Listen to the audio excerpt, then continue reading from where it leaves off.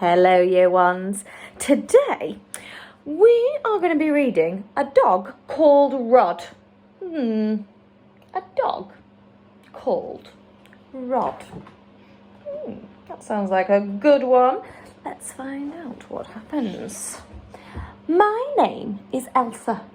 I live with my dad on the very top floor of a big block of flats. From our kitchen window, you can see right across the city. I like to watch people in the park walk their dogs. From up here, they look like tiny little ants.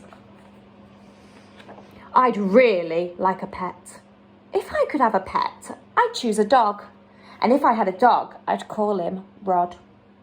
Dad says the fun of having a pet is to look after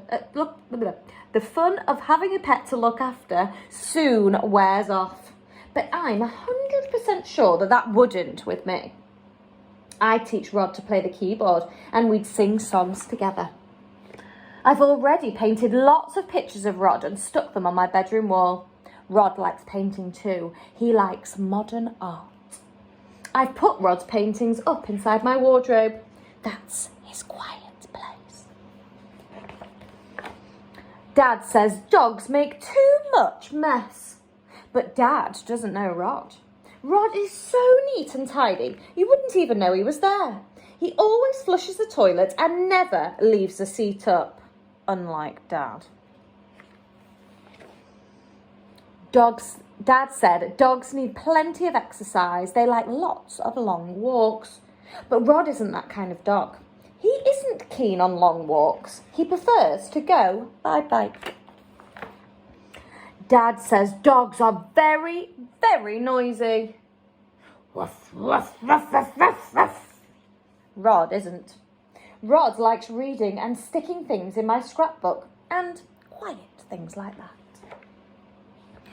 There's always a reason why we can't have a dog. Vet bills, Dad says. A dog would cost a small fortune. But Rod's never ill. He always eats broccoli and spaghetti bolognese, which is my favourite too. Then, one morning, I get a surprise.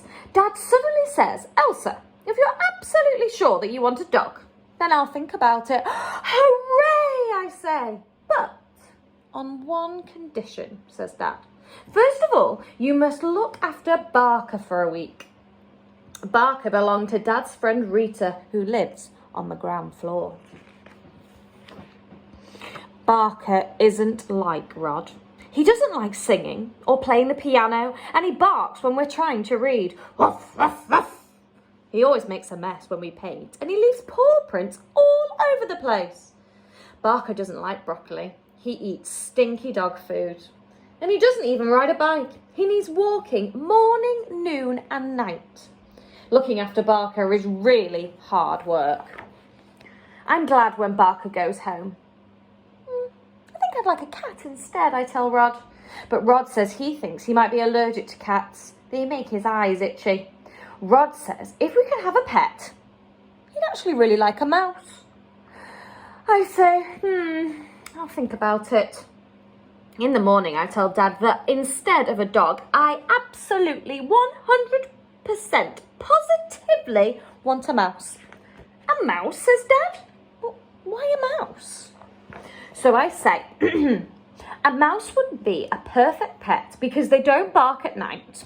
They don't need long walks. You don't have to pick up their poo in the park. They don't leave muddy footprints all over the place. They don't mind living up high on the very top floor. They don't need lots of grooming. They don't eat steak or anything expensive like that. And because they're small, the vet's bills will be too. Says Dad. I'll think about it. And most importantly, I say, Rod wants a mouse too. Well, in that case, says Dad, let's get one. But who on earth is Rod?